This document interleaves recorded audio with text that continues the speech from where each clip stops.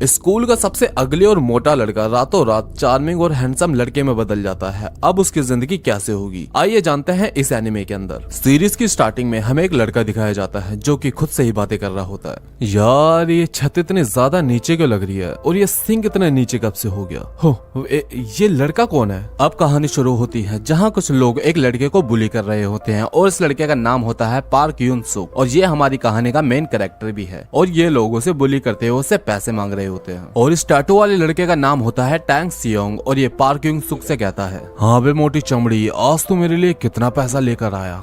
कल मैंने आपको बहुत सारे पैसे दे दिए थे, अब मेरे पास आपको देने के लिए और ज्यादा पैसे नहीं बचे, मुझे माफ कर दो। मेरे पालतू, तेरे अंदर इतनी हिम्मत कहाँ से है कि तुम मुझे मना कर सके। और तभी वो दोनों जो खड़े होकर तमाशा देख रहे थे वो कहते हैं, लगता है टैंग युंग का पालतू जानवर अब खतरे में है। टैंग युंग वहाँ के खड़े लोगों से बोलता है, तुम्हें पता है मैं जो भी बोलता हूँ ये करता है। और उसके बाद वो पार्क यून सुक से घूम घूम कर किसी कुत्ते की तरह भौंकने के लिए बोलता है और पार्क यून सुक ऐसा ही करता है। और इतना सब कुछ करवाने के बाद भी टैंग सियोंग उसके सर पे लात मारकर उसके पैरों को रोंद कर बोलता है, सॉरी मैं भूल गया था, तू कोई कुत्ता नहीं, तू तो एक जंगली सुअर है, चल अब जल्दी से सुअर की तरह एक्टिंग करके दिखा।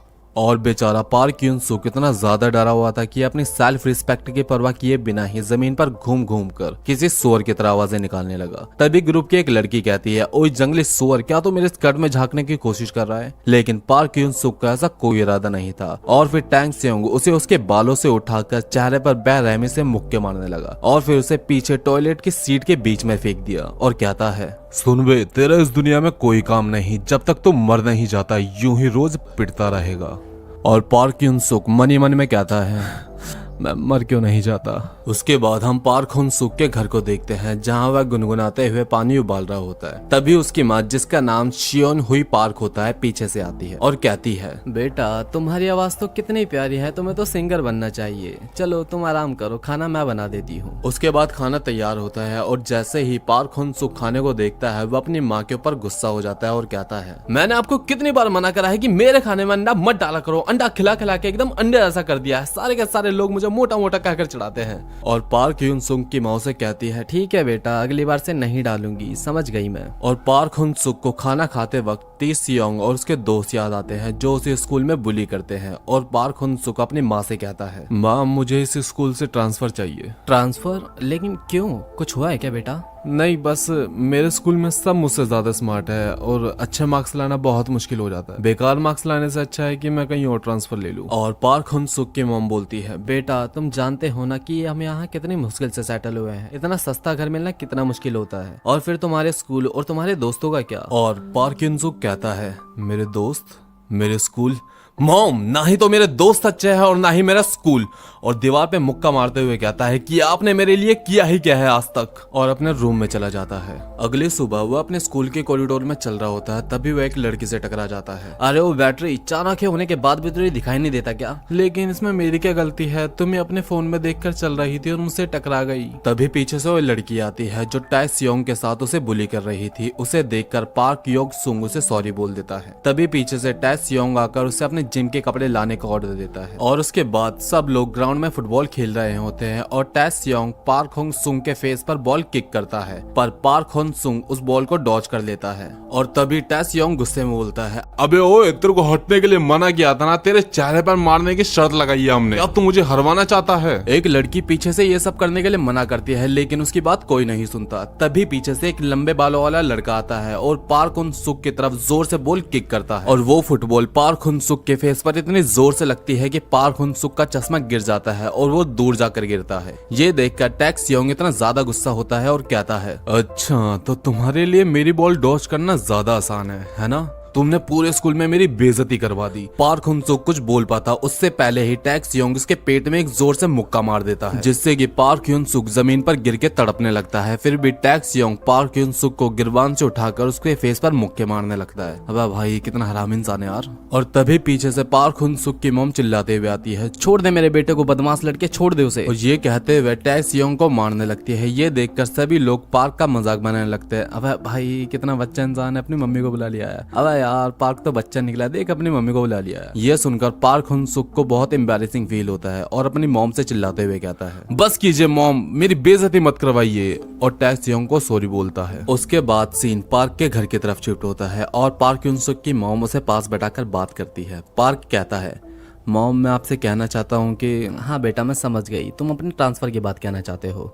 आज मैं तुम्हारे स्कूल इसीलिए आई थी ताकि मैं तुम्हारे टीचर से तुम्हारे ट्रांसफ़र की बात कर सकूँ, लेकिन मैं तुम्हारे साथ दूसरे शहर में नहीं आ सकती क्योंकि मेरे काम की वजह से। और वैसे भी लोग ज़रूरी नहीं है, जब तुम पढ़ाई कर रहे हो मैं तुम्हें हर महीने पैसे भेज दिया करूँगी, भले ही ज़्यादा ना सही, लेकिन मैं तुम्हें पैसे भेज दिया करूँगी, ठीक है बेटा। और ये सब सुन के पार्क रोने लगता है। और फिर फाइनली पार्क हुन-सुक दूसरे शहर में आ जाता है और मनी मन कहता है, फाइनली मैं एक न्यू लाइफ स्टार्ट करने जा रहा हूँ, और अपने न्यू शहर में घूमने लगता है। तभी एक लड़के से टकरा जाता है और उसे वही बात याद आती है जब वह अपने स्कूल के कॉरिडोर में एक लड़के से टकरा जाता है। उसे लगता है कि अब उसकी पिटाई होगी, लेकिन वो लड़की उसे सॉरी बोलती है। और ये पार्क हुन-सुक की जिंदगी में पहली बार था कि उससे किसी ने माफी मांगी हो। और तभी पीछे से इस लड़की का बॉयफ्रेंड आ जाता है। तो गाइस इस लड़की का नाम होता है मी जिन और इस लड़के का नाम होता है जिन सियोंग। इन दोनों के बारे में हमें आगे डिटेल से पता चलेगा। और ये दोनों जा रहे होते हैं, लेकिन जिन सियोंग को पार्क हुन-सुक की स्माइल बिल्कुल पसंद नहीं आती और उसके फेस पर एक पंच कर देता है। ये देखकर सारे के सारे लोग एक्साइटेड हो जाते हैं और पार्क हुन-सुक के पिक्चर्स और वीडियो बनाने लगते हैं। और फिर जिन सियोंग पार्क के फेस पर लगातार जोर जोर से पंच करने लगता है और सभी लोग वीडियो बना रहे होते हैं। यार सच में पार्क हुन-सुक की हालत बहुत ज्यादा खराब हो जाती है। पार्क हुन-सुक घर पर आता है और अपनी पिटाई की वीडियो और फोटो देखकर जिसपे लोगों ने बहुत गलत गलत कमेंट किए होते हैं। और वो कमेंट होते हैं, अरे जिन भाई सुअर को क्यों मार रहे हो, अरे ये तो एकदम परफेक्ट पंचिंग बैग है, अरे जिन भाई क्या मुझे भी पंचिंग बैग मिल सकता है। और ये कमेंट पढ़ते पढ़ते वो खूब रोता है और रोते रोते ही सो जाता है। और फिर मिडनाइट में हमें वो सीन दिखाया जाता है जो हमने वीडियो के स्टार्टिंग में देखा था।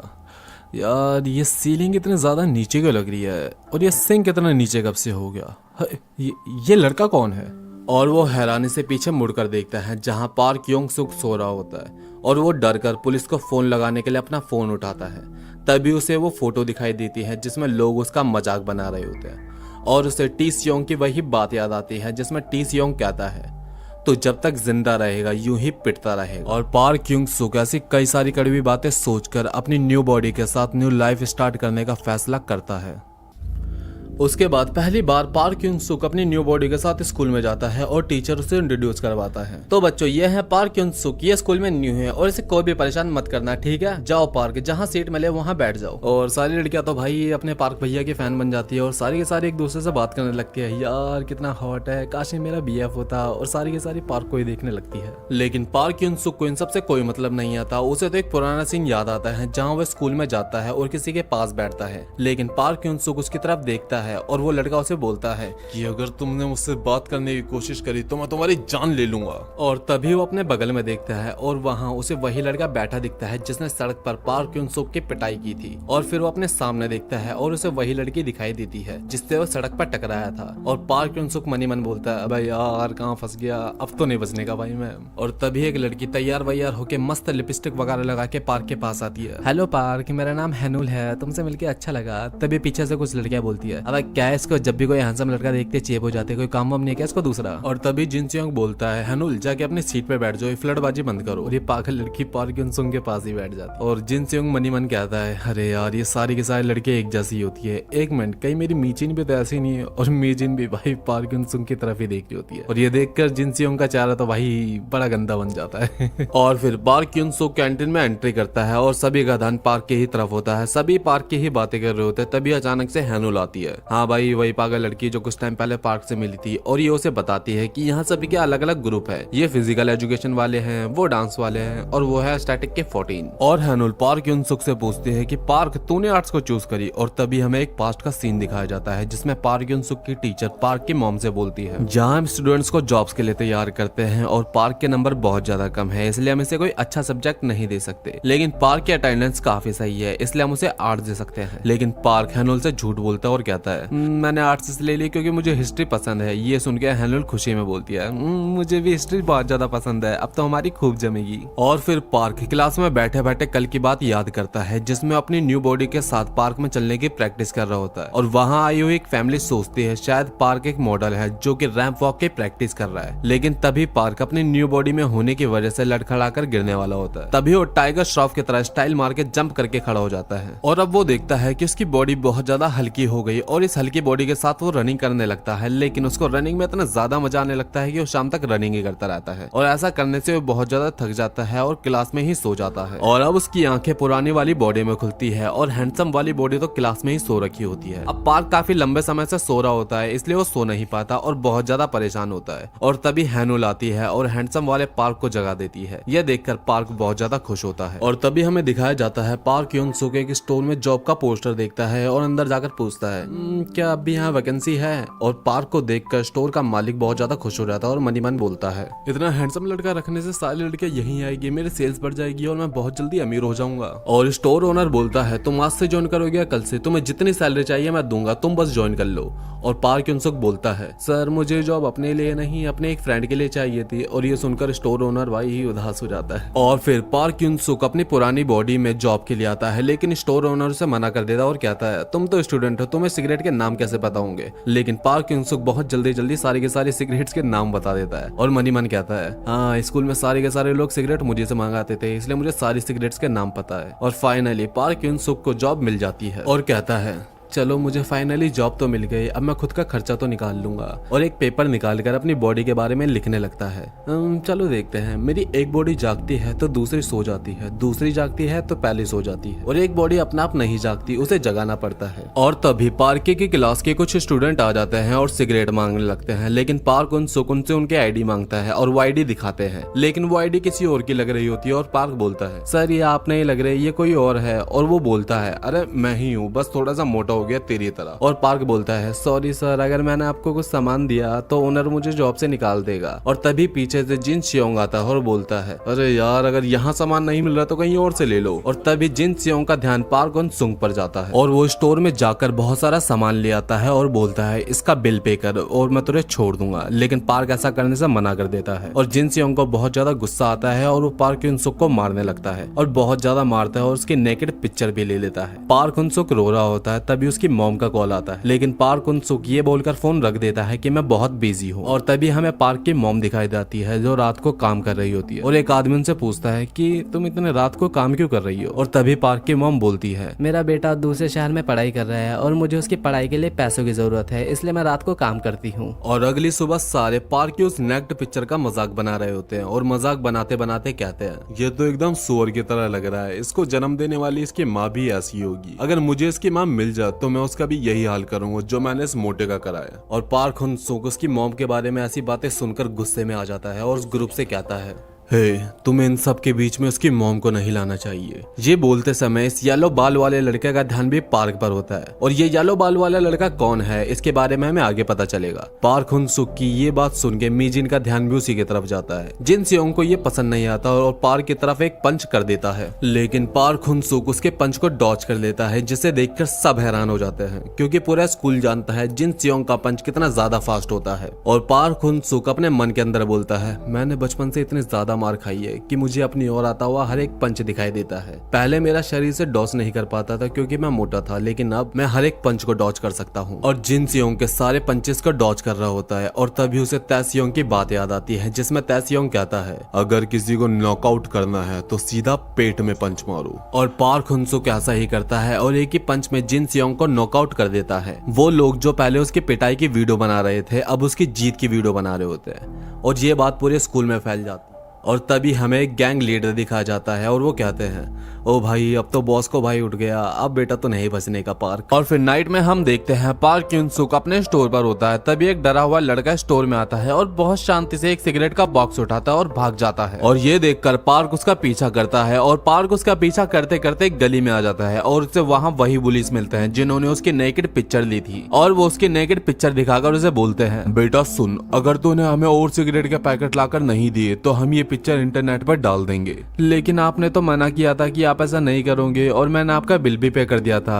तभी इनमें से एक बदमाश लड़के को एक आइडिया आता है और बोलता है क्यों ना हम इन दोनों लूजर्स की फाइट कराए और देखते हैं कौन विनर बनता है। और उन दोनों की वीडियो बनाने लगते हैं और फिर ये डरा हुआ बच्चा पार्क उन-सुक को सॉरी बोलकर उसे मारने लगता है और वो बदमाश इसके खूब मजे ले रहे होते हैं। और तभी पीछे से बॉस को भाई आ जाता है। बॉस को भाई वही बंदा है जो हमें कुछ टाइम पहले अंधेरे में दिखाया गया था पार्क उन-सुक पर गुस्सा करते हुए। और बॉस को भाई इनमें से एक की कॉलर पकड़कर उसे उठा देता है और सब लोग बॉस को की शकल देखकर ही डर जाते हैं, जिससे हमें पता चलता है कि बॉस को भाई बहुत ज्यादा स्ट्रॉन्ग बंदा ही है। और वो बंदा बॉस को भाई से कहता है कि बॉस को भाई इस बार माफ कर दो, अगली बार से ऐसा नहीं करूंगा। और बॉस को भाई उनको भगा देता है और अपना पार्क उन-सुक तो यार बॉस को भाई का दीवाना हो जाता है। और अगली सुबह पार्क उन-सुक स्कूल में लोगों से बॉस्को के बारे में पूछ रहा होता है। हाँ बॉस्को, अच्छा बॉस्को, हाँ बॉस्को का असली नाम पार्क उन ताय है और वो नकलहेड गैंग का लीडर भी है। तभी पीछे से वही बुली आ जाता है जिन्हें बॉस्को ने मार के भगाया था। सारी बातें तुम ही कर लोगी क्या, हमें भी पार्क से दोस्ती करनी है। और तभी पीछे से बॉस्को भाई की गैंग की एंट्री होती है। बॉस्को भाई पार्क की तरफ आता है लेकिन वो सारे के सारे बुली बॉस्को से डरकर भाग जाते हैं। और बॉस्को पार्क से कहता है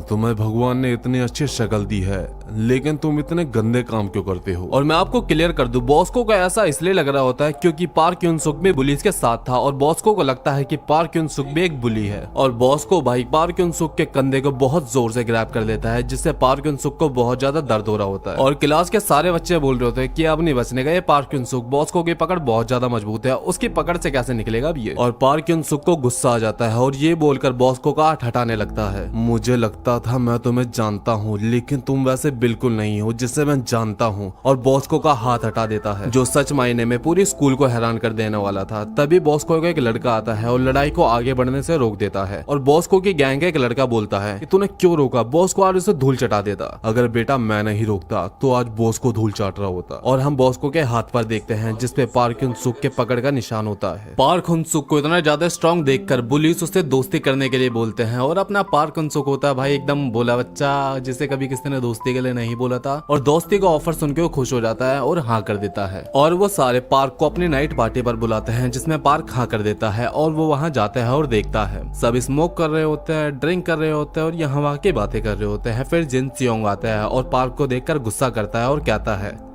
ये यहाँ क्या कर रहा है, अरे चिल कर यार, इसे हमने यहाँ इनवाइट करा है। तभी ये लोग पार्क से पूछते हैं कि तुम यहाँ किसके साथ रहते हो। दरअसल मैं यहाँ अपने एक दोस्त के साथ रहता हूँ जिसने किसी वजह से कॉलेज ड्रॉप कर दिया और वो दिन में सोता है और रात को काम करता है। ये सुनकर वो सारे डर जाते हैं और सोचते हैं शायद ये किसी बड़े गैंगस्टर के साथ रहता है। फिर पार्क जिन चियोंग से पूछता है कि तुम और मीजिन कब से डेट कर रहे हो। और तभी हैनुल बोलती है अरे पागल, ये डेट वगैरह नहीं कर रहे। लेकिन जिन चियोंग और मीजिन तो साथ में कितने प्यारे लगते हैं। ये सुन के भाई जिन तो एकदम खुश हो जाता है और पार्क के साथ बहुत ही ज्यादा फ्रैंक हो जाता है। अरे यार पार्क तो कितना बढ़िया इंसान है, तू सच में बहुत बढ़िया इंसान है, हमने खामखा लड़ाई करी, हमने खामखा ही लड़ाई करी।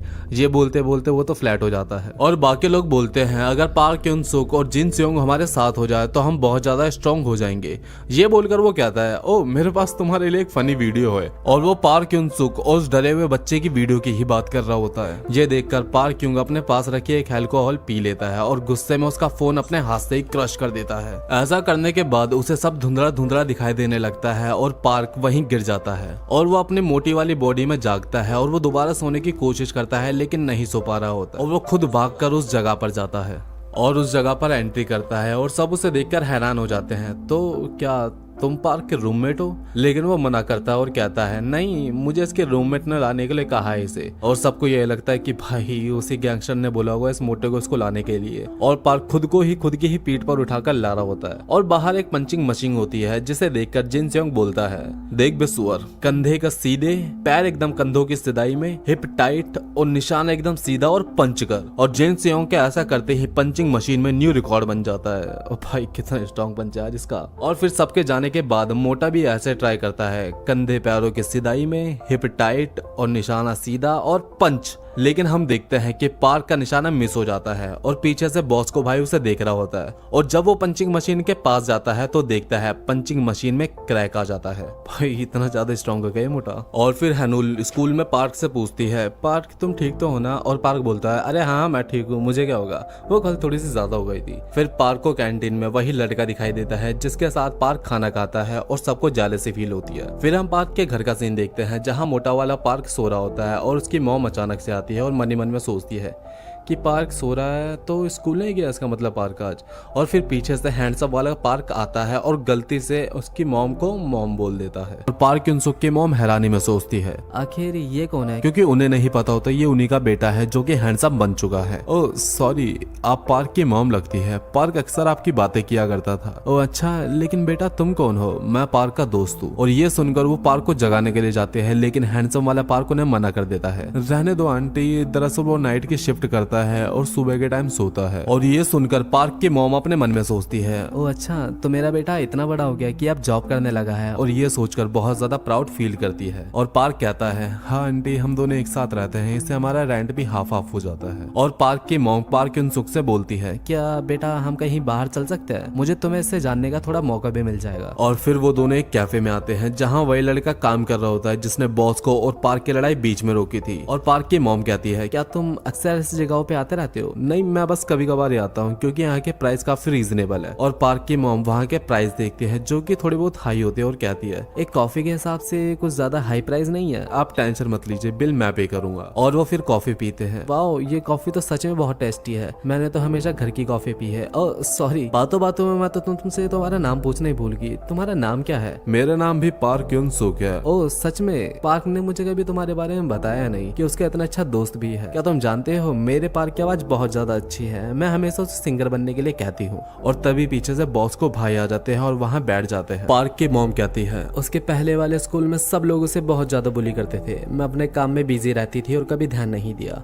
और रोते हुए कहती है, मैं एक बहुत ज्यादा बुरी मॉम हूँ। और पार्क अपने मन में कहता है, नहीं मॉम, अब दुनिया की सबसे बेस्ट मॉम है। और फिर बोलता है, आंटी आप फिक्र मत कीजिए, यहाँ पार्क के बहुत अच्छे दोस्त बन गए हैं और मैं भी तो पार्क के साथ हूँ। और बॉस को ये सुन के गुस्से में आ जाता है। इसके सारे दोस्त पार्क को इतना बुली करते हैं और ये उसकी मॉम से झूठ बोल रहा है और अपने हाथ में रखा गिलास अपने हाथ में ही क्रश कर देता है। पार्क उसकी मॉम बाहर जाने के लिए वेटर को बुलाते हैं और वेटर से उसकी मॉम बोलती है, बेटा क्या मैं वो खाली पड़ा हुआ कार्डबोर्ड ले सकती हूँ? और कार्डबोर्ड को बांधते हुए पार्क से कहती है, बेटा ये मेरी साइड जॉब है, इससे मुझे कुछ एक्स्ट्रा पैसे मिल जाते हैं ताकि पार्क को स्टडी करने में कोई दिक्कत ना आए। ओ भाई सल्यूट है आंटी जी को यार, सल्यूट है, कितनी मेहनत करती है। और वो पार्क को कॉफी के पैसे देती है, लेकिन पार्क मना करता है। लेकिन वो फिर भी जबरदस्ती पैसे देकर बोलती है, बेटा पार्क के साथ हमेशा रहना, पार्क को तुम्हारी जरूरत है। और ये देखकर बॉस को भाई गुस्से में आ जाता है और वो दूसरा गिलास भी क्रश कर देता है। और फिर पार्क की मॉम चली जाती है और पार्क युनसुक उन्हें बस इमोशनल आंखों से देखता रह जाता है। तभी पीछे से बॉस को भाई आता है, हे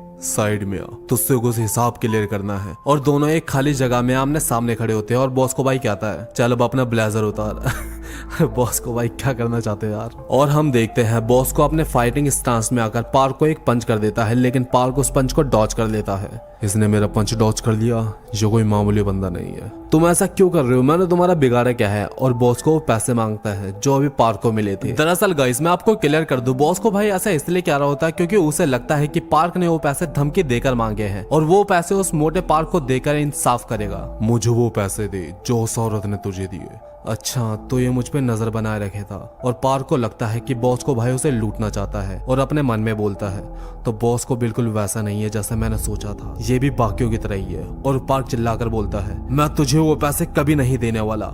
और तभी दोनों में लड़ाई शुरू हो जाती है। बॉस को भाई पार्क के पैर पर मारता है, लेकिन पार्क जंप करके उससे बच जाता है। बॉस को उसके चेस्ट पर किक करने की कोशिश करता है, लेकिन पार्क बैक फ्लिक मार के उससे भी बच जाता है। तभी पार्क को तैसियोंग की बात याद आती है, सीधा पेट में पंच मारो और बंदा नॉकआउट। पार्क बॉस को के पेट में पंच मारता है, लेकिन हम देखते हैं बॉस को अपनी नी लगाकर उस पंच से बच जाता है। और पार्क सोचता है, यार अब भला मुझे क्या करना पड़ेगा इस बॉस को हराने के लिए, इससे ज्यादा मैं क्या कर सकता हूँ। और उसे जी सियोंग की सिखाई गई बात याद आती है, पैरों को शोल्डर के बराबर रखो, पैरों को ग्राउंड से जोड़ो, सीधा सामने टारगेट के और पंच करो। पार्क बॉस को भाई के सीधा फेस पे पंच करता है और हम देखते हैं बॉस को भाई उसे डॉच कर देता है। तभी हम देखते हैं बॉस को का टीममेट उसे ढूंढता हुआ आता है और वो देखता है वहाँ कोई खड़ा होता है और वो बंदा पार्क सुंग होता है। तभी हमें एक फ्लैशबैक दिखाया जाता है, बॉस को ने पार्क का पंच तो डॉच कर लिया, लेकिन पार्क तेजी से मूव करके अपनी एल्बो को बॉस के फेस पे मार देता है, जिससे बॉस को वहीं नॉकआउट हो जाता है। और बॉस को कहता है, पार्क बिन जो। तो हाँ गाइस, इस बंदे का नाम पार्क बिन जो है से कहता है,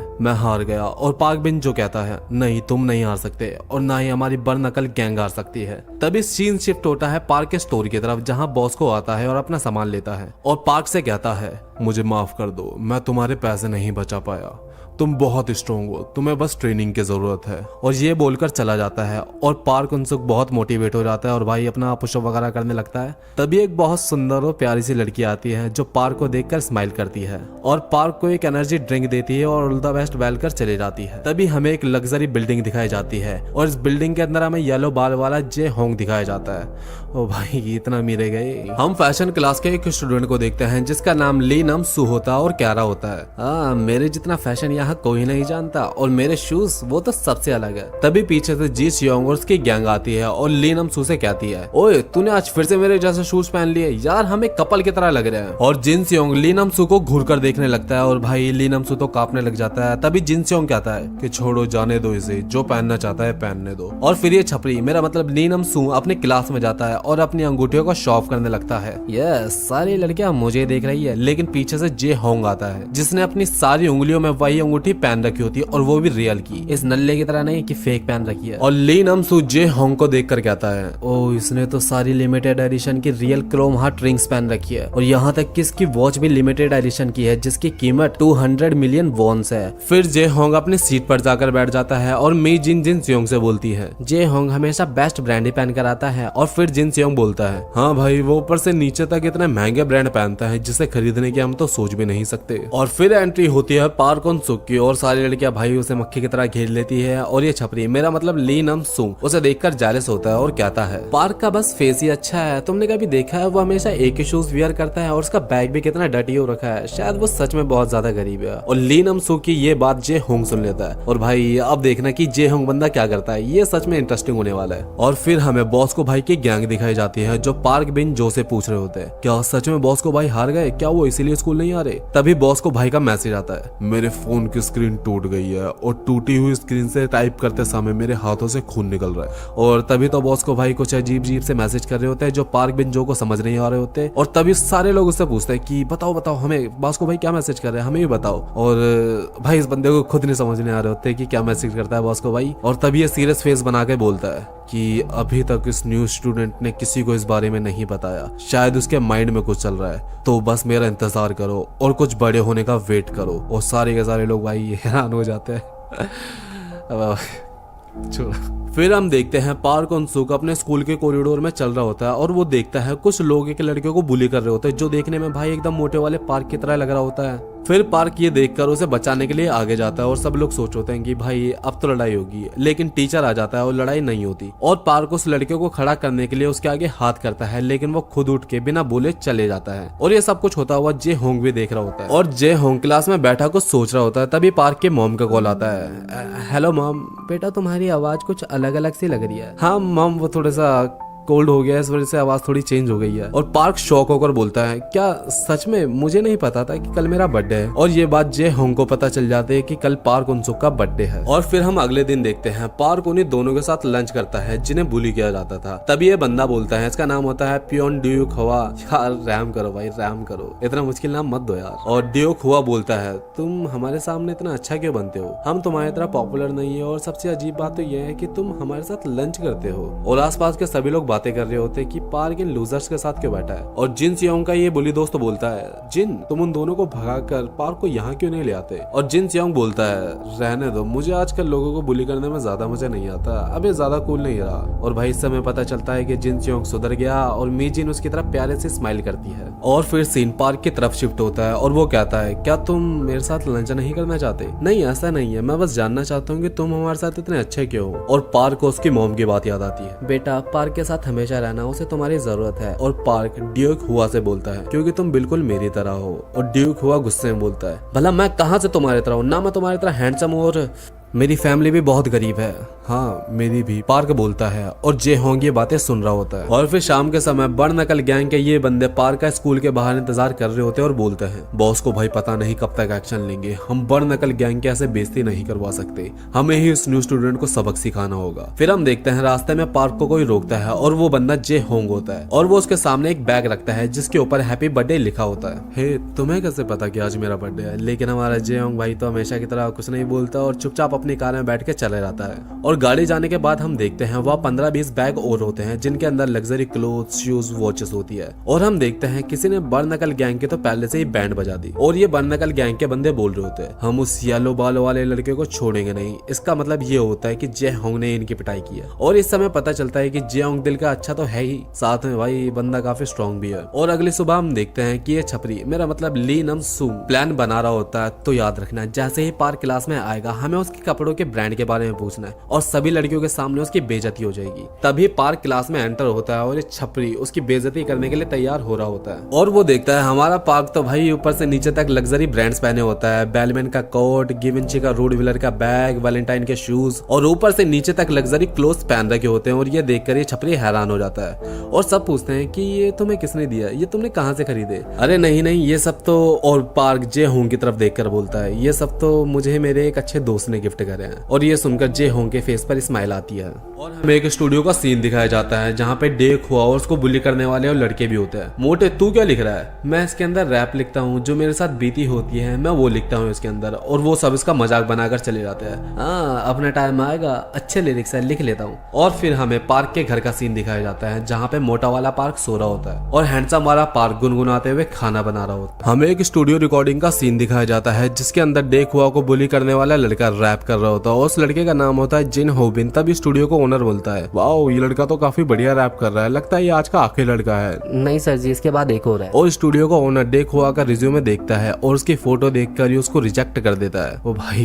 कितना आराम यार। और डे हुआ उनसे काफी ज्यादा रिक्वेस्ट करता है सर जी एक चांस तो दे दो मुझे, प्लीज सर एक चांस दे दो मुझे। लेकिन स्टूडियो का ओनर उसकी एक बात नहीं सुनता। भाई सच में काफी हार्ट ब्रेकिंग यार। और रात को डे हुआ रैप लिख रहा होता है और अपनी ग्रैंड मदर की तरफ देखकर बोलता है दादी आप बस थोड़ा सा इंतजार और कीजिए, मैं सब कुछ ठीक कर दूंगा। तभी हम स्कूल में देखते हैं डे हुआ कोई पोस्टर देख रहा होता है। तभी पीछे से हमारा पार्क आता है। हे डे हुआ तुम किस चीज का पोस्टर देख रहे हो? और डे हुआ गुस्से में कहता है ऐसे एक्टिंग करना बंद करो कि तुम मेरे दोस्त हो। और गुस्से में वहां से चला जाता है। और फिर डे हुआ अपनी क्लास में बैठे बैठे रैप लिख रहा होता है। तभी जिन होबिन उसकी बेंच पे लात मार के उसे नीचे गिरा देता और कहता है तेरे रैप लिखने का पर्पस क्या है? तू कहीं सेलेक्ट तो होगा नहीं। और उसकी नोट पर अपना पैर रख लेता है। डे हुआ उसे निकालने की कोशिश करता है लेकिन जिन होबिन उसे जोर की किक मार के दूर कर देता और कहता है अपनी औकात मत भूल और भूल जा रैप को। और फिर डे हुआ की स्टॉल पर जाता है और वहाँ एक बूढ़ी औरत खाना बना रही होती है और ये बूढ़ी औरत डे हुआ की ग्रैंड मदर होती है। बेटा आ जाओ, तुम्हें भूख लगी होगी, कुछ खाना खा लो। और पीछे से जिन होबिन और उसके दोस्त आ जाते हैं जो कि डे हुआ को स्कूल में बुली करते हैं। और डे हुआ की ग्रैंड मदर पूछती है बेटा क्या तुम मेरे डेगवा के फ्रेंड्स हो? और ये सारे के सारे बोलते हैं अरे हाँ जी हाँ अम्मा हम तो डे हुआ के क्लासमेट्स है।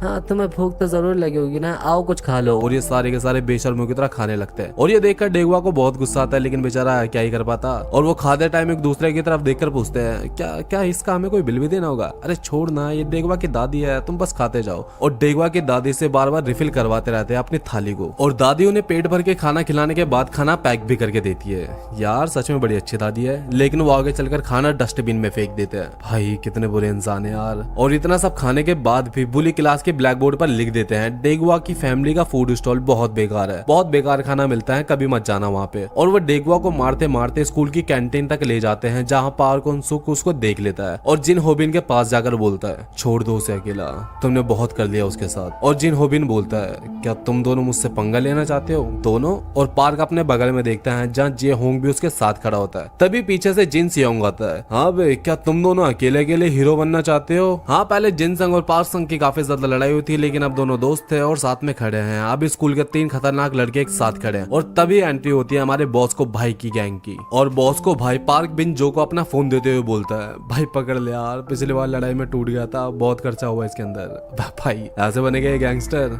और इतने सारे खतरनाक बॉयज को देखकर पूरा स्कूल शॉक में हो जाता है। और बॉस को भाई पार्क की तरफ आके बोलता है आजा शुरू करते हैं लड़ाई। और अब ये लड़ाई 4 वर्सेस 3 की हो गई। ये देखकर जिन होबिन डर जाता है और अपने पास रखे टेबल पे किक करके बोलता है बेटा वो तो आज मुझे जरूरी काम आ गया, अगली बार देख लूंगा तुम सबको। और वहां से चला जाता है। फिर बॉस को भाई पार्क से पूछता है तुम इस लड़के को बचाना क्यों चाहते हो? वो इस लड़के को बहुत बुरी तरह बुली कर रहे थे, ये मुझसे देखा नहीं गया। और बॉस को भाई गुस्से में कहता है तुझे इतना बुरा लगता है तो उस मोटे लड़के को इतना बुली क्यों करता है? तूने उसके पैसे भी ले लिए। और ये बोलकर अपने फाइटिंग स्टांस में आ जाता है। नहीं नहीं बॉस को भाई मैंने ऐसा बिल्कुल नहीं करा, मैं तो उसे बिल्कुल परेशान नहीं करता। और फिर पार्क बिन जो बॉस को रोककर बोलता है बॉस को भाई आज रहने दो, आज काफी लोग देख रहे हैं, इसे कभी अगली बार सबक सिखा देंगे, आज छोड़ दो। क्योंकि वो जानता था पार्क बॉस को से ज्यादा स्ट्रॉन्ग है और अगर लड़ाई हुई तो बॉस उसको कि पूरे स्कूल के सामने बेइज्जती हो जाती। और मी जिन ये देखकर बहुत ज्यादा खुश होती है कि जिन सेयोंग ने अच्छे बॉयफ्रेंड की तरह उसकी बात मान ली और लड़ाई नहीं करी। और सारी लड़कियां पार्क के पास आकर बोलती है, वाह तुम कितने ज्यादा अच्छे हो, तुमने बूढ़ी लड़की को बचा लिया, तुम तो स्कूल के हीरो हो। और ऐसे करके बहुत ज्यादा तारीफ करने लगती है। और फिर पार्क डेगुआ के पास जाकर पूछता है, क्या तुम ठीक हो? लेकिन डेगुआ बिना बोले ही चले जाता है। और पार्क को डेगुआ के पास एक फॉर्म मिलता है जो कि फेस्टिवल फंक्शन में पार्टिसिपेट करने का फॉर्म होता है। इससे पार्क को पता चलता है कि डेगुआ भी फेस्टिवल फंक्शन में पार्टिसिपेट करना चाहता है। और फिर अगले दिन पार्क डेगुआ का इंतजार कर रहा होता है ताकि उसे वो फेस्टिवल का फॉर्म दे सके। लेकिन डेगुआ पार्क को बहुत भला बुला बोल देता है, बस करो, तुम बस पॉपुलर होने के लिए मेरा यूज कर रहे हो ताकि सब लोग तुम्हें अच्छा समझे, प्लीज मेरा पीछा छोड़ दो। और फिर हम एक क्लास का सीन देखते हैं जहाँ कुछ लोग होबिन से पूछ रहे होते हैं, क्या इस बार के फेस्टिवल फंक्शन में तुम भी पार्टिसिपेट करोगे होबिन? अरे हाँ हाँ, मैं भी पार्टिसिपेट करूंगा और वहाँ रिकॉर्ड लेबर का ओनर भी आएगा, तुम देखना है, इस बार का विनर तो मैं ही बनूंगा। और फिर वो डेगुआ को रैप लिखते हुए देखता है और बहुत गुस्सा होता है और फिर उसे स्कूल के पीछे लेकर जाकर बहुत मारता है। प्लीज होबिन, मुझे मेरी डायरी वापस कर दो। लेकिन होबिन उसकी रैप डायरी उसकी आंखों के सामने फाड़ देता है। मोटे, अपनी औकात मत भूल, तू हमारा मुकाबला कभी नहीं कर सकता। और वो डेगुआ को डिमोटिवेट करके वहां से चले जाते हैं। और फिर क्लास में एक लड़की पार्क से पूछती है, हंस तुम आज रात को क्या कर रहे हो? ओ, मुझे वोकल क्लास के स्टूडेंट से लड़ाई करने के लिए पनिशमेंट मिली है, मुझे पूरी क्लास की सफाई करनी होगी। और तभी पार्क की नजर उस पोस्टर पर जाती है जो कि डेगुआ भी देख रहा होता है। ये पोस्टर किस चीज का है? ये फेस्टिवल फंक्शन का पोस्टर है। तभी ये लड़की बोलती है, हे हुनसुक, तुम्हें भी इसमें हिस्सा लेना चाहिए, तुम पक्का फर्स्ट प्राइज लेकर आओगे। और फिर पार्क को यही बात बार बार याद आने लगती है, तुम्हें भी इसमें हिस्सा लेना चाहिए, तुम पक्का फर्स्ट प्राइज लेकर आओगे। और पार्क सोचता है, मेरी पहले वाली बॉडी में मुझे कोई नहीं सुनना चाहता था, चाहे मैं कितने भी अच्छा गाता हूँ। और डेगुआ को याद करता है और कहता है, जब भी मैं दुखी होता था मैं गाना गाता था। और फिर गाना गाने लगता है। और डेगुआ जिसने अपनी सारी उम्मीदें छोड़ दी थी अपने रैप डायरी के फटे हुए पन्ने उठाने लगता है। तभी उसे एक सॉन्ग सुनाई दे रहा होता है जो कि पार्क हुनसुक गा रहा होता है। और भाई कसम से बहुत प्यारा गाना गा रहा होता है। ये सुनकर डेगुआ सोचता है कि ये इतनी प्यारी आवाज किसकी है, ये गाना कौन गा रहा है? और उस आवाज का पीछा करने लगता है। तभी वो पीछा करते करते पार्क हुनसुक की क्लास में एंटर करता है और ये देखता है कि ये गाना और कोई नहीं, पार्क हुनसुक गा रहा होता है। हाँ भाई, वही बंदा जो उससे इतने टाइम से दोस्ती करना चाह रहा होता है। और डेगुआ रोते रोते अपनी गलती मानता है और कहता है, क्या तुम मेरे साथ फेस्टिवल फंक्शन में पार्टिसिपेट करना चाहोगे? तो गाइस आगे चल के सीरीज और भी ज्यादा मजेदार होने वाली है। और वो फिर शाम को डेगुआ के घर प्रैक्टिस करने के लिए जाते हैं। लेकिन हम देखते हैं डेगुआ का घर बहुत ज्यादा गंदा हो रखा था और चीजें यहाँ वहाँ पड़ी होती है। यार मैं पहली बार किसी को अपने घर लाया हूँ और घर कितना गंदा हो रखा है। रहने दो यार, मेरा घर तो इससे भी ज्यादा गंदा रहता है। हम प्रैक्टिस के लिए आए हैं तो प्रैक्टिस पे ध्यान देते हैं। और फिर दोनों म्यूजिक बनाते हैं, कंपोज करते हैं और काफी ज्यादा टाइम हो जाता है। फिर पार्क बोलता है, सॉरी डेगुआ, मैं ज्यादा नहीं रुक सकता, मुझे जॉब के लिए भी जाना होता है। और डेगुआ सोचता है, भाई कितना मेहनती बंदा है ये, स्कूल भी आता है, जॉब भी करता है और काफी ज्यादा टैलेंटेड भी है। और फिर रास्ते में डेगुआ की दादी का स्टॉल आता है और दादी बोलती है, क्या तुम मेरे डेगुआ के दोस्त हो? और पार्क बोलता है, यस मैम। और डेगुआ की दादी पार्क से बोलती है, तो बेटा तुम्हें भूख तो जरूर लगी होगी, आओ कुछ खा लो। और डेगुआ को वही सीन याद आता है जब जिन होबिनोर्स के दोस्त स्टॉल पर आए थे और काफी सारा खाना खा के चले गए और पैसे भी नहीं दिए। इतना सब कुछ करने के बाद भी उन्होंने खाने की पूरे स्कूल में बेइज्जती की थी। लेकिन दादी के पूछने पर पार्क बोलता है, नहीं दादी जी, मेरा पेट भरा हुआ है, नेक्स्ट टाइम मैं पक्का खा के जाऊंगा। और ये सुनकर डेगुआ सोचता है, यार पार्क तो सच में बढ़िया बंदा है, काफी अच्छा इंसान है यार ये पार्क। फिर हमें स्टूडियो का सीन दिखाया जाता है जहाँ स्टूडियो का ओनर बोल रहा होता है, इस लिरिक्स को लिखने के लिए मैंने लिरिकिस्ट को मोटा पैसा दिया है, अगर ये फेस्टिवल फंक्शन में अच्छा परफॉर्म करती है तो इसे मैं तुम्हारे डेब्यूट सॉन्ग में यूज करूंगा। और ये सुनकर दोनों उसका शुक्रिया करते हैं और सर झुकाते हैं अपना। फिर स्टूडियो ओनर बोलता है, मेरे साथ रहोगे तो तुम्हें इज्जत, दौलत, शोहरत सब मिलेगी जो तुम चाहते हो। और ये सुनकर जिन होबिन एक एटीट्यूड वाली स्माइल करता है। फिर हम स्कूल का सीन देखते हैं जहाँ डेगुआ लिरिक्स लिख कर लाता है और ये दोनों भाई उसके लिरिक्स पढ़ के पागल से हो जाते हैं और कहते हैं कि भाई कितने बढ़िया लिरिक्स लिखे है, क्या तुमने सच्ची में एक रात में लिखे है? और ये सुनकर डेगुआ बोलता है कि अरे शुक्रिया शुक्रिया यार, मेरी इतनी तारीफ मत करो, और चलो अब गाने की शुरुआत करते हैं। और इनका गाना सुनकर तो इन भाई साहब के हाथों से इनकी चीज गिर जाती है और ये कहते हैं, वाह तुम दोनों ने तो कमाल कर दिया। और डेगुआ बोलता है, पार्क तुम्हारी आवाज तो सच्ची में कितनी अच्छी है, ओ थैंक यू डेगुआ। और फिर डेगुआ बोलता है, लेकिन सच बताऊं तुम्हें थोड़ी सी प्रैक्टिस की जरूरत है, तुम थोड़े से अच्छे से लिरिक्स याद करो और अपने वोकल कोर्स पे ध्यान दो। और ये तीनों घर जा रहे होते हैं तभी पार्क डेगुआ को बताता है कि उसके गले में थोड़ा दर्द हो रहा है। और डेगुआ बोलता है, अरे भाई थोड़ा आराम करो यार, इतने कष्ट मत दो अपने वोकल कोर्स को, हमें फेस्टिवल फंक्शन में भी गाना है। और फिर पार्क घर जाकर सोचता है कि मैं भी तो डेगुआ की तरह ही हूँ, लेकिन डेगुआ तो मुझसे कहीं ज्यादा टैलेंटेड है, मैं तो बस अपनी मॉम से शिकायतें करता रहता था कि तुमने मेरे लिए किया क्या है, लेकिन डेगुआ सच्ची में कितना ज्यादा टैलेंटेड वांटेड है और पार्क बोलता है कि मुझे डेकुआ के लिए कुछ तो करना होगा। और फिर पार्क अपने स्टोर पर होता है और पार्क स्टोर पर गाना गाने की सोचता है, लेकिन वो देखता है कि उसका गला बिल्कुल नहीं दर्द कर रहा और वो सोचता है कि मैं अपनी बॉडी स्विच करके जितनी मर्जी प्रैक्टिस कर सकता हूँ अब। और फिर पार्क प्रैक्टिस करने लगता है। तभी वो प्यारे से लड़की आती है और कहती है, क्या आज तुम अपनी वॉइस का वर्कआउट कर रहे हो बॉडी की जगह? अरे नहीं नहीं, और उसे एक वॉइस का सिरप देकर अच्छे से प्रैक्टिस करना बोलकर चले जाती है। फिर हम स्कूल का सीन देखते हैं जहाँ ये लोग प्रैक्टिस कर रहे होते हैं। डेकुआ बोलता है, मैंने तुम्हें मना करा था ना। क्या मैंने फिर से कुछ गलत गाया? अरे नहीं, मैंने तुम्हें इतने ज्यादा प्रैक्टिस करने के लिए मना करा था। और फिर पार्क बोलता है, अरे नहीं नहीं, मैंने बिल्कुल प्रैक्टिस नहीं करी, कम से कम इस बॉडी में तो नहीं। और डेकुआ ये सुनकर हैरान हो जाता है कि तुमने बिना प्रैक्टिस करे इतना अच्छा गाया, तुम तो सच्ची में एक जीनियस हो। फिर ये लोग घर जा रहे होते हैं, तभी इन दोनों को जिन होबिन पकड़ लेता है और कहता है, मैंने सुना तुम उस पार्क उनसुक के साथ स्कूल फेस्टिवल में पार्टिसिपेट कर रहे हो। और फिर गली में लेकर जाकर डेकुआ को बहुत पीटता है और चश्मे वाले लड़के से बोलता है डेकुआ को मारने के लिए, जैसे उसने पिछली बार पार्क उनसुक को मारने के लिए कहा था। अगर तुमने इसे नहीं मारा तो हम तुझे दुगना मारेंगे। और ये बंदा डेकुआ को मारने के लिए अपना हाथ उठाता है, लेकिन डेकुआ को मारने के लिए हिम्मत नहीं जुटा पाता। लेकिन तभी हम देखते हैं जिन हॉबिन का कॉल आ जाता है और सब लोग वहां से चले जाते हैं और चश्मे वाले बंदे को खुद पर बहुत ज्यादा शर्म आ रही होती है। हम देखते हैं पार्क उनसुक अपने स्टोर पे काम कर रहा होता है। तभी ये दोनों से मिलने के लिए आते हैं। पार्क उनसुक उनसे मिलने के लिए उनके पास जाता है, लेकिन उसे याद आता है कि इस बॉडी में तो उनसे पहली बार मिलेगा, भले ही इस चश्मे वाले लड़के से वो पहले भी मिल चुका होता है। और वो तीनों बाहर बैठकर बातें करने लगते हैं। तभी ये चश्मे वाला लड़का बोलता है, मेरे अकेले हिम्मत नहीं हो रही थी, इसलिए मैं डेकुआ को अपने साथ ले आया और माफी मांगते हुए कहता है कि मुझे माफ कर दो, पिछली बार मैंने पुलिस के कहने पे तुम्हारी पिटाई की थी। सच में मैं माफी मांगना चाहता हूँ। और पार्क कहता है कि छोड़ो, इसमें कौन सा तुम्हारी गलती है, तुमने थोड़ी ना जानबूझ के करा था, तुम्हें तो फोर्स किया गया था ऐसे करने पर। और वो एक दूसरे को अपनी स्टोरी बताने लगते हैं और उनसुक कहता है, मुझे भी मेरे पहले वाले स्कूल में बहुत ज्यादा बुली किया जाता था, इस वजह से मैंने स्कूल छोड़ दिया और यहाँ आ गया। मुझे तो मेरी मॉम के सामने भी बहुत ज्यादा पीटा गया। और ये सुनकर ये लोग बोलते हैं कि भाई इसके साथ तो हमसे भी ज्यादा बुरा हुआ यार। और फिर वो दोनों हैंडसम वाले पार्क की तारीफ करने लगते हैं। लेकिन जब से हमारे स्कूल में पार्क उनसुक आया तब से बहुत कुछ चेंज हो गया। वो सच में बहुत ज्यादा गुड लुकिंग है और उससे ज्यादा वो दिल का बहुत अच्छा है। पहले तो मुझे लगता था वो भी बाकियों की तरह मुझे बुली करेगा, लेकिन उसने मुझे बुलियों से बचाया और मुझे बहुत ज्यादा मोटिवेट करा और मेरे रैप की बहुत ज्यादा तारीफ करी। तभी सामने से बॉस को भाई आ जाता है और ये कहता है, क्या जो तुम बोल रहे हो वो सच है? क्या वो सच में दिल का बहुत अच्छा है? और ये तीनों बोलते हैं, हाँ भाई सच में वो एक अच्छा इंसान है। और बॉस को बोलता है, लेकिन उसने मेरे सामने तुम्हारी मम्मी से पैसे लिए थे।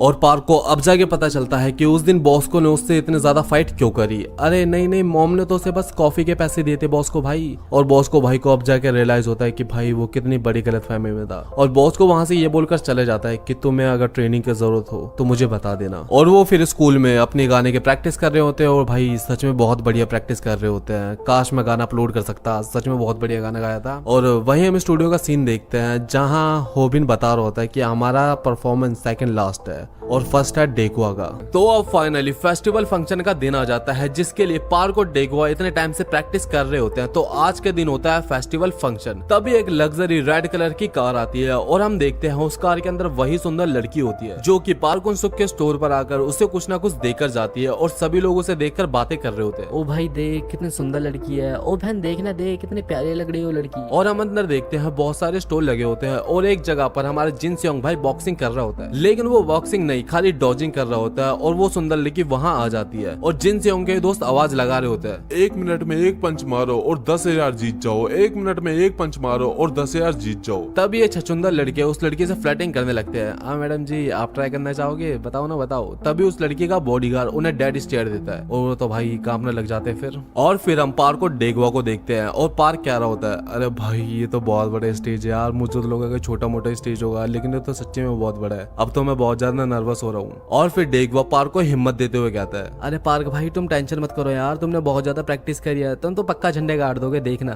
और फिर हम एक स्टॉल को देखते हैं जहाँ बॉस को भाई पंजा लगा रहा होता है और बॉस को उसे जीतने वाले को 5,000 येन का इनाम दिया जाएगा। और तभी पार्क की नजर उस सुंदर लड़की पर जाती है। हेलो मैडम कैसी हो, क्या मैं तुम्हें जानती हूँ? और तभी पार्क को रियलाइज होता है कि भाई एक बड़ी मिस्टेक हो गई उससे, ये तो मोटे वाले पार्क को जानती थी और उस वाली बॉडी में तो उससे पहली बार मिल रहा है। और वो लड़की पार्क को बहुत भला बुरा बोलने लग जाती है कि तुम सारे के सारे लड़के एक जैसे होते हो, जहाँ लड़की देखे नहीं वहाँ मुंह मारने के लिए आ जाती है। और पार्क उसे समझाने के लिए उसके पास जाता है, लेकिन तभी उसका बॉडीगार्ड जिसका नाम जोंग गॉन होता है पार्क का हाथ पकड़ लेता है। उन्होंने मना किया ना कि उन्हें तुम जैसों से बात नहीं करनी। और पार्क को बहुत ज्यादा दर्द हो रहा होता है, लेकिन पार्क जोर लगाकर अपना हाथ छुड़ा लेता है। यह देखकर वो लड़की बहुत ज्यादा हैरान हो जाती है क्योंकि आज तक जोंगून की पकड़ से कोई बाहर नहीं निकल पाया। और फिर उसका बॉडीगार्ड गुस्से में आकर पार्क पार्क के शोल्डर पर किक करता है जिससे पार्क अपने घुटनों पर आ जाता है। जोंगुन पार्क को मारने के लिए आगे जा रहा होता है, लेकिन वो लड़की जिसका नाम चायशु जो होता है मना करती है, लेकिन उसका बॉडीगार्ड कहता है मुझे ऑर्डर मिला है, जो भी आपको छूने की कोशिश करे मैं उसकी हड्डी पसली एक कर दूं। और तभी हमारे बॉस को भाई आ जाते हैं,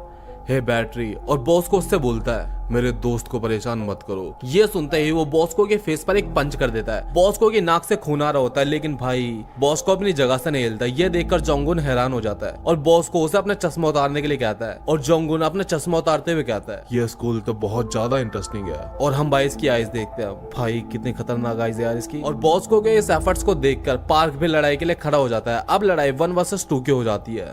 फाइट होने जा रही होती है, लेकिन लड़की अपने बॉडीगार्ड को खींचकर लेके चले जाती है और लड़ाई नहीं होती। और फिर हम बैक स्टेज देखते हैं जहां जे होंग उनके लिए बहुत ज्यादा फैशनेबल क्लोथ बनाकर लाया होता है और वो जे होंग का शुक्रिया कर रहे होते हैं। तभी पीछे से जिन होबिन आता है और कहता है हेलो लूजर्स, अब मैं तुम्हें दिखाता हूँ कि असली परफॉर्मेंस किसे कहते हैं, ध्यान से मुझे देखना। और स्टेज पर चला जाता है क्योंकि परफॉर्मेंस की बारी उसकी थी। और जिन होबिन बहुत बढ़िया और बहुत कॉन्फिडेंस के साथ अपनी परफॉर्मेंस देता है। सारे लोग उसे सुनते हैं और तालियां बजा रहे होते हैं। तभी पार्क हुन-सुक नर्वस होकर बोलता है यार ये तो बहुत बढ़िया परफॉर्मेंस दे रहा है, मैं क्या करूंगा, मुझे बिल्कुल समझ भी नहीं आ रहा। और डेकवा बोलता है बस उसे याद करो जिससे तुम सबसे ज्यादा प्यार करते हो, जिससे मैं सबसे ज्यादा प्यार करता हूँ। और फिर जिन होबिन अपनी शानदार परफॉर्मेंस देकर नीचे आता है और कहता है कि हमारी परफॉर्मेंस ने तो आग लगा दे बेटा, अब तुम्हारी परफॉर्मेंस की बारी है। और डेकवा बोलता है हाँ हाँ देख लेना, हम भी इससे ज्यादा आग लगा देंगे। और ये देखकर जिन होबिन गुस्सा हो जाता है और कहता है कि भाई तू ज्यादा ही फ्रैंक नहीं हो ना मेरे साथ। और डेकवा के पेट में एक पंच मार देता है। पार्क के देखकर बहुत ज्यादा गुस्सा होता है, लेकिन डेकवा उसे शांत करते हुए कहता है कि रहने दो, इसे हम अपनी परफॉर्मेंस से जवाब देंगे।